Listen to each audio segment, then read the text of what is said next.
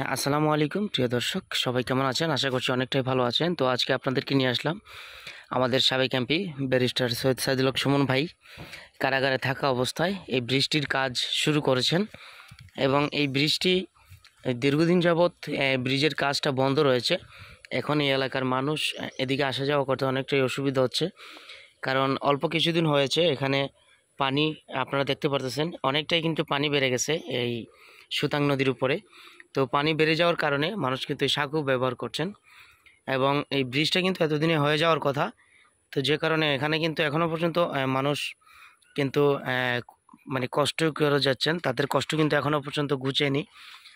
আপনারা দেখতে পারতেছেন ইতিমধ্যে কিন্তু ব্রিজের যে আপনার কাজের উপরে ঢালাই দেওয়ার জন্য এখানে কিন্তু আপনার শাটারিং দেওয়া হয়েছে। শাটারিং করে এটার উপরে কিন্তু সম্পূর্ণ ঢালাই করার মতো কাজটাকে রেডি করা হয়েছিল।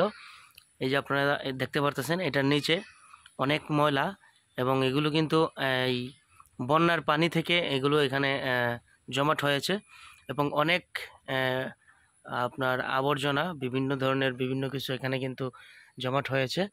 তো যে কারণে এখানে কাজটা বন্ধ রয়েছে।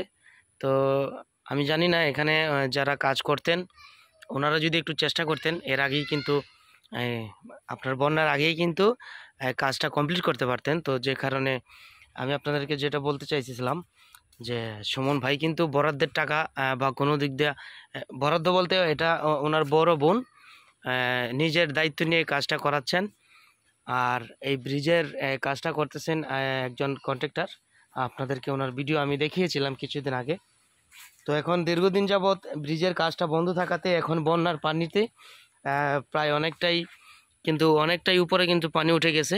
তো যে কারণে এখানকার মানুষ বর্তমানে চলাচল করতে পারতেছে না এবং একটু সামান্য একটু অবহেলার কারণে কিন্তু এই ব্রিজটা কমপ্লিট হয় নাই। আপনারা দেখতে পারতেছেন, আমি আপনাদেরকে দেখাচ্ছি, এটি হচ্ছে ব্যারিস্টার সুমন ভাইয়ের 56তম ব্রিজ এবং এই ব্রিজের কাজ দীর্ঘদিন যাবৎ বন্ধ ছিল, কারণ প্রথমে যিনি এই ব্রিজে কাজে শুরু করেছিলেন কাজ উনি কিন্তু কয়েকদিন করে তারপর কিন্তু উনি চলে যান। তো এখন আরও একজন এসছেন, এসে এখানে কাজ শুরু করেছেন। তো উনিও জানি না কেন কাজটা বন্ধ রাখছেন, যে কারণে এখন মানুষ এদিকে কিন্তু চলাচল করতে অনেকটাই কষ্ট হচ্ছে। আসুন আমি আপনাদেরকে একটু ওই দিকটা ঘুরে দেখাবো।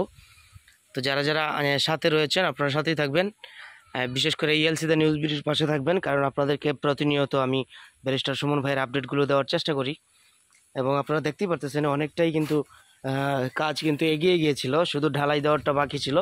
ঢালাই করার পর কিন্তু এদিক দিয়ে মানুষ আসা যাওয়া করতে পারতো। ঢালাইটা করা হয়নি বিধায় এখানে এখন মানুষ আসা যাওয়া সম্ভব হচ্ছে না এবং এটা কিন্তু অনেক লম্বা ব্রিজ।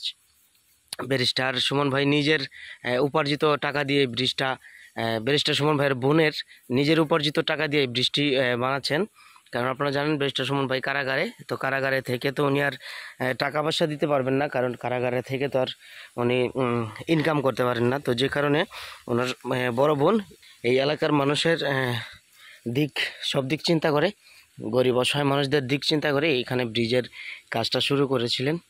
এখন মানুষজন অনেক কষ্ট করে যায়, আপনারা দেখতে পারতেছেন এই যে একজন লোক যাচ্ছে। তো প্রিয় দর্শক, আসলে এরকম নিত্য নতুন আপডেট পেতে আমাদের এলসি দ্য নিউজ ভিডিওর পাশে থাকবেন, আমাদের চ্যানেলটি সাবস্ক্রাইব করে এবং আপনার মতামতগুলো কমেন্ট বক্সে লিখে যাবেন। সেই পর্যন্ত ভালো থাকবেন, সুস্থ থাকবেন, দেখা হবে আবারও অন্য কোনো ভিডিওতে।